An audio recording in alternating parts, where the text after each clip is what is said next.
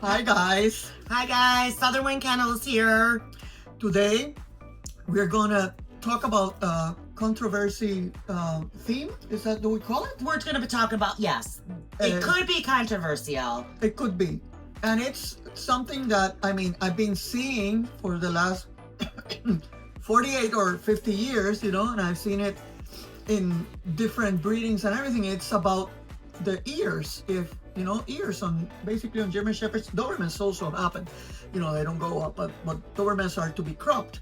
But it's something about the care and the maintenance of the ears, and when should they be going up, and when should you start wearing that they're not gonna go up, and are they genetic or not?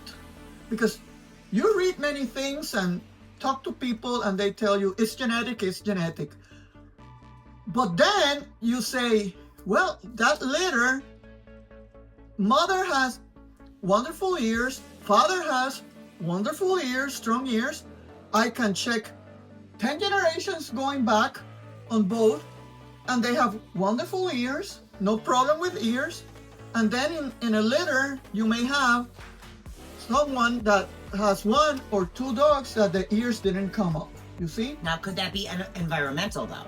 Yes, it can be environmental, because I remember, as very young, I remember someone taking a puppy to the vet, one of my vets back there in Puerto Rico, and both ears were like this. It wasn't any of my puppies, and my vet looked at me and he said, oh, this is, he's already 6.5 months, and I told him, but look at his coat.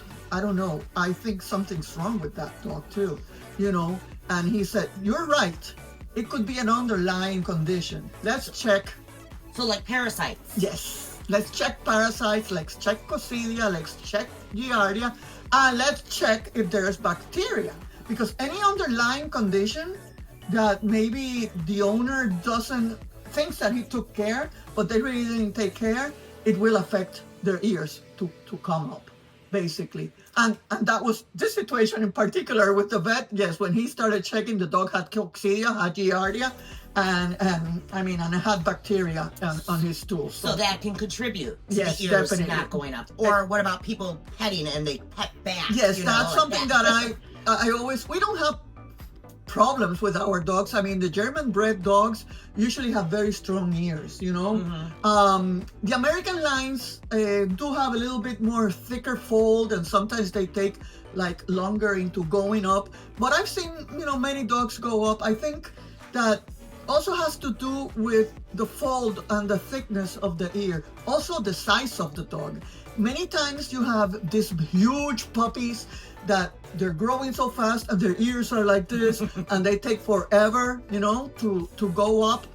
So really, me personally, I cannot say it's genetic. It can be environmental. It can be that people are petting the dogs in the wrong way. It can be that they're not feeding correctly. I do recommend, that we recommend to all of our Southern Wind families to give them things to chew, because that really helps the cartilage to go up strong.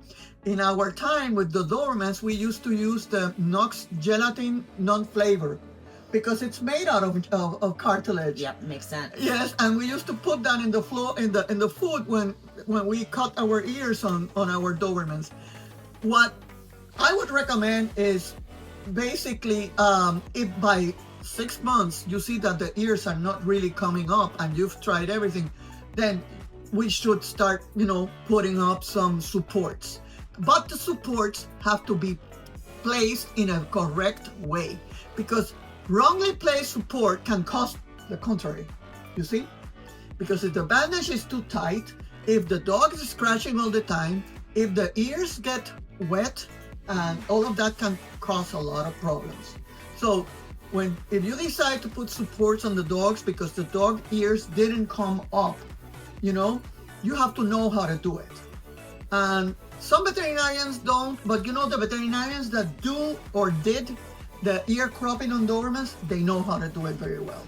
They know how to do it very well, because there's a specific way to do it for it to be successful. You see? What about you doing a video on that? That would be something that. Well, I would need a dog with their ears down. Okay, so to basically sum this up is German Shepherds could have their ears come up at 4 weeks. Yeah. Or it could be up to 6 months. And 7 months too. I've seen them. Right. And they go like this, and they go like that, and then they go like this, you know? I was just going to say, at 4 weeks they might come up, but then they're going to flop back down while they're teething. Is that correct? When they're teething. That's truly correct, you know? I like them to have things to chew, even when they're teething. I like, you know, that I like very much the product of Puppy Gold. Yes. I've used it all my life, and it helps, you know. And any kind of you know, what helps is supplements that also help with joints and cartilage. What about cottage cheese? Cottage cheese that has calcium, which is very digestible, yes. Okay. You know, all of those things, but I mean, the ears are not bones, it's cartilage, you know, but it helps, basically. But first of all, my recommendation would be check him in the vet. Because sometimes, you know that many times, and that has happened to us, we have had puppies or young dogs that have a diarrhea, and we say, he's got no parasites, no coccidia, no giardia, no hookworm, no whipworm, no nothing. So, and we have had to do cultures, and we have found the bacteria. Yes. You know that.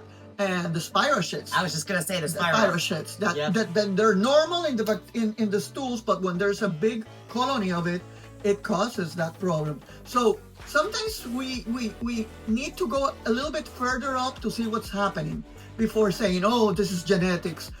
Genetics, okay, if the mother had problem and generations behind had problem, that could be. But when you have 2 puppies in a litter and that happened, and then the rest didn't happen, and then you come and see all the bloodlines, because I mean, I know my bloodlines, I've known them for 50 years. This is my case, and I mean, other breeders also know their lines.